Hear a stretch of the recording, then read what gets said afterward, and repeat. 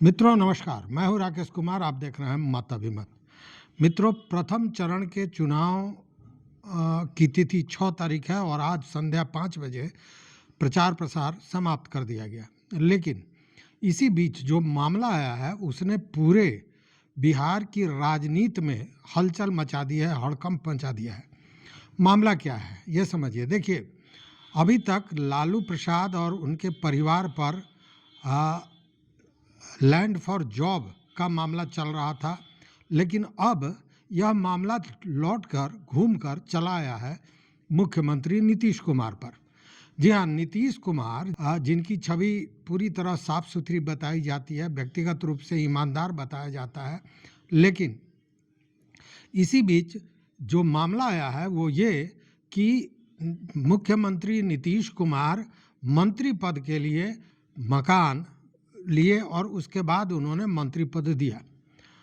स्वाभाविक है कि हड़कंप मचेगा, चूँकि सुशासन बाबू के नाम से जाने जाने वाले नीतीश कुमार पर इस तरह का आरोप साधारण बात नहीं है। पूरी राजनीतिक हलके में हड़कंप मच गया है और यह खुलासा किया है द वायर हिंदी की इन्वेस्टिगेशन टीम ने। और उन्होंने ये बताया है कि नीतीश कुमार के बेटे निशांत कुमार को उनकी पार्टी जनता दल यू के कद्दावर नेता और केंद्रीय मंत्री राजीव रंजन सिंह उर्फ ललन सिंह ने एक शानदार आलीशान घर तोहफे में दिया। पेंट हाउस घर पटना के सबसे पॉश इलाके बेली रोड के पास एक बहुमंजिली इमारत है, शिव राधिका कॉम्प्लेक्स, उसी का सबसे ऊपरी मंजिल है। अब देखिए कि इसके बारे में बताया जा रहा है कि गिफ्ट डीड 15 जनवरी 2024 का है, यानी कि लोकसभा चुनाव जो पिछला हुआ है 24 में, उसके ठीक 3 महीने पहले, चुनाव के 3 महीने पहले।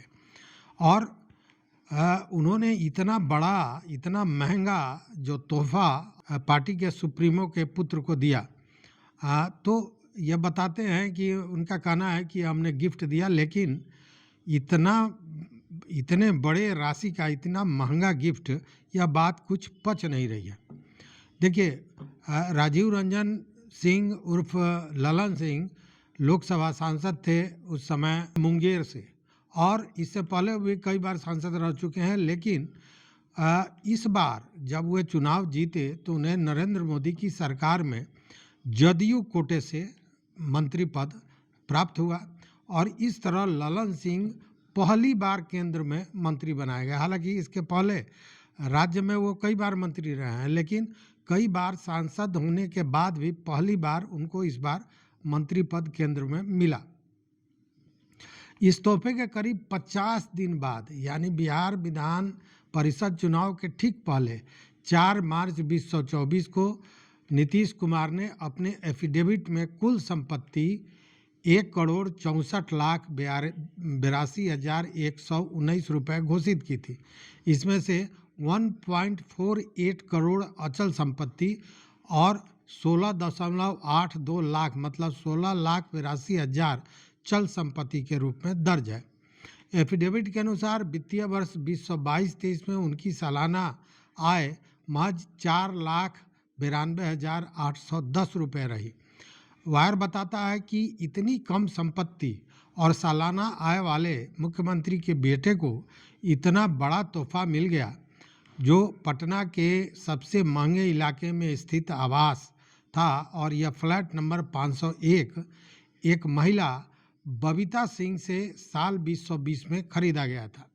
बबीता सिंह को यह संपत्ति उनके पति संजय कुमार सिन्हा ने साल 2015 में बेची थी। संजय सिन्हा पटना की प्रमुख बिल्डर कंपनी नूतन कंस्ट्रक्शन के मैनेजिंग डायरेक्टर और संस्थापक हैं। इस कंपनी ने ही शिव राधिका कॉम्प्लेक्स का निर्माण किया था।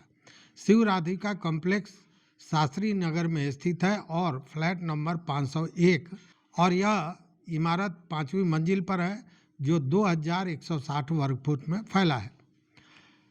आवास का जो डीड है, इसमें इसका मूल्य 91 लाख रुपया बताया गया है, लेकिन जानकारों का ये कहना है कि इसकी कीमत 91 लाख से लेकर 1.5 करोड़ के बीच हो सकती है।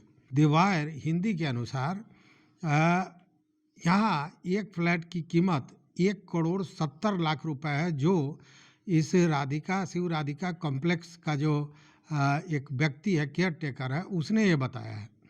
और सबसे ऊपरी मंजिल पर निशांत का घर पेंट हाउस कहा जाता है, मतलब उस फ्लैट का नाम, उस घर का नाम पेंट हाउस है। दस्तावेज के अनुसार यह संपत्ति राजीव रंजन की व्यक्तिगत संपत्ति थी और उन्होंने इसे निशांत कुमार को स्नेह और आत्मीयता के आधार पर बिना किसी मौद्रिक लेन देन के सौंप दिया। मतलब इसके लिए कोई पैसा नहीं लिया गया, कोई लेन देन नहीं हुआ, और उन्होंने जो वो निशांत को प्यार करते हैं, स्नेह करते हैं, उनसे आत्मीयता है, इस आधार पर वो उन्हें गिफ्ट कर दिया। और ललन सिंह का कहना था कि मैं यह संपत्ति निशांत कुमार को प्यार और स्नेहवश उपहार स्वरूप दे रहा हूं और इस पर अब मेरा कोई अधिकार शेष नहीं रहेगा। इस फ्लैट के साथ ही इसकी छत के विशेष उपयोग का अधिकार और उससे सटे 800 वर्ग फुट खुले टेरेस का अधिकार भी निशांत कुमार को मिला है। इस संपत्ति में 2 आरक्षित कार पार्किंग तथा भूतल पर 50 वर्ग फुट का एक सर्वेंट रूम भी शामिल है। इस कॉम्प्लेक्स की जमीन में भी निशांत को अनुपातिक हिस्सेदारी हस्तांतरित की गई है। यह कॉम्प्लेक्स कुल 31.25 डिस्पिल करीब 10 कट्ठा में ये बना हुआ है, जिसमें निशांत का इस में लगभग हिस्सा 700 वर्ग फुट आता है। इस तरह निशांत को फ्लैट के साथ 700 वर्ग फुट भूमि भी उपहार में मिली है, जो यह सबसे महत्वपूर्ण, सबसे पॉश इलाका माना जाता है, उच्च वर्गीय इलाका माना जाता है।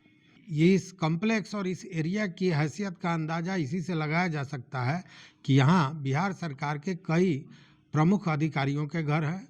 बिहार पुलिस हेडक्वार्टर और पटना का प्रतिष्ठित जेडी वुमेन्स कॉलेज भी महज 100 मीटर की दूरी पर स्थित है। इसी इलाके में बड़े बड़े अफसर, नेता, विधायक का आवास है। यह जो पेंट हाउस है, मतलब निशांत को जो यह दिया गया है मकान, इसमें मुख्यमंत्री भी 3-4 बार आ चुके हैं। जो वायर के अनुसार शिव राधिका कॉम्प्लेक्स के गार्ड ने बताया कि निशांत कुमार इस घर में आते जाते रहते हैं और 4-5 बार नीतीश कुमार भी यहाँ आ चुके हैं। करीब साल भर पहले इस पेंट हाउस का जब गृह प्रवेश हुआ था, उसमें भी नीतीश कुमार शामिल हुए थे। अब यह जो नीतीश कुमार की पहचान सुशासन बाबू वाली रही है, ऐसे में बेटे के उपहार में मिली यह संपत्ति उनकी ईमानदार छवि पर सवाल खड़ा करता है और यह बड़ा महत्वपूर्ण हो जाता है आज जब चुनाव दहलीज पर है। 6 तारीख को प्रथम चरण का चुनाव होने जा रहा है। देखिए, अब जरा इस पर भी गौर करें कि जो ये राजीव रंजन सिंह उर्फ ललन सिंह है, यह भी नीतीश कुमार, लालू यादव और बिहार के अन्य जो बड़े नेता रहे हैं, उन्हीं की तरह 1974 के जेपी आंदोलन से निकले हैं। यह 3 बार मुंगेर में और 1 बार बेगूसराय से लोकसभा सांसद रह चुके हैं। 1 बार उन्हें राज्यसभा में भी भेजा गया था। साल 1914 में उनकी लोकसभा सीट गंवाने के बाद वह बिहार विधान परिषद के सदस्य चुने गए थे। राजीव रंजन सिंह जदयू की बिहार इकाई के अध्यक्ष रह चुके हैं और आपको याद होगा कि 31 जुलाई 2021 से 29 दिसंबर 2023 तक वह जदयू के राष्ट्रीय अध्यक्ष पद पर भी आसीन रहे, लेकिन बीच में कुछ तल्खियां नीतीश कुमार से हुई और उनको राष्ट्रीय अध्यक्ष के पद से हटा दिया गया था। पिछले बार मुंगेर लोकसभा सीट से उनको जीत मिली और पहली बार केंद्र में मंत्री बने। ललन सिंह के पास इस समय पंचायती राज कल्याण मंत्रालय और मछली एवं पशुपालन डेयरी उद्योग मंत्रालय है। और दूसरी ओर निशांत कुमार मुख्यमंत्री नीतीश कुमार के इकलौते बेटे हैं। मुख्यमंत्री बार बार यह कहते हैं कि उन्होंने अपने परिवार के लिए कुछ नहीं किया, वो अपने परिवार के किसी व्यक्ति को राजनीति में नहीं लाए हैं। निशांत राजनीति से पूरी तरह दूर रहे और सार्वजनिक मंचों पर भी वो बहुत कम दिखाई दिए हैं। वो अपने पिता की तरह इंजीनियर स्नातक हैं और उन्होंने रांची के प्रतिष्ठित इंजीनियरिंग कॉलेज बीआईटी से सॉफ्टवेयर इंजीनियरिंग की डिग्री प्राप्त की है।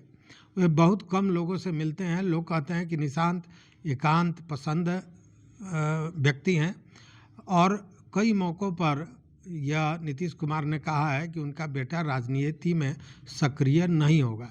अब देखिए कि ललन सिंह और नीतीश कुमार के रिश्ते की बात अगर करें तो जेपी के नेतृत्व में हुए बिहार में छात्र आंदोलन के दौरान ललन सिंह, नीतीश कुमार, लालू यादव सारे लोग एक साथ संपर्क में आए।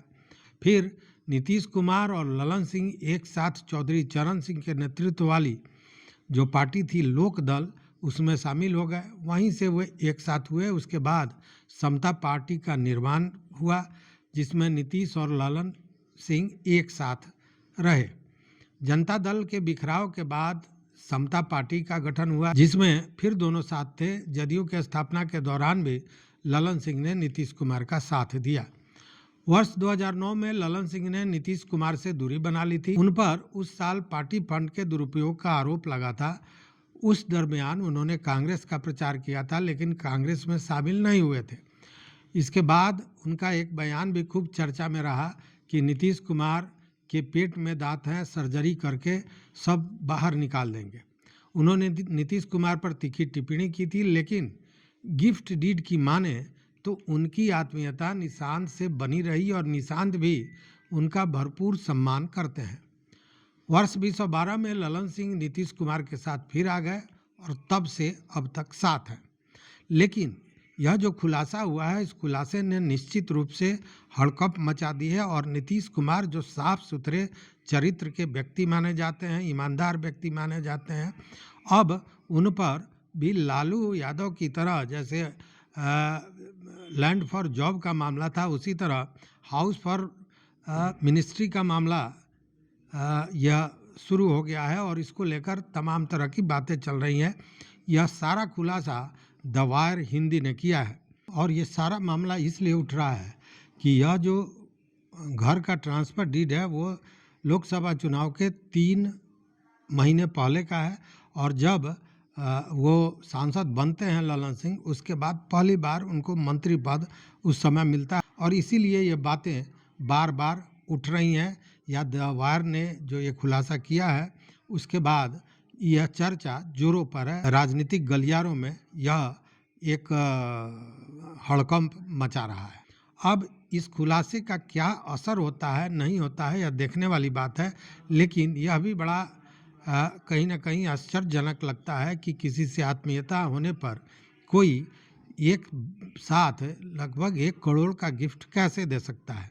हालांकि बड़े लोगों की बड़ी बात कुछ भी संभव है।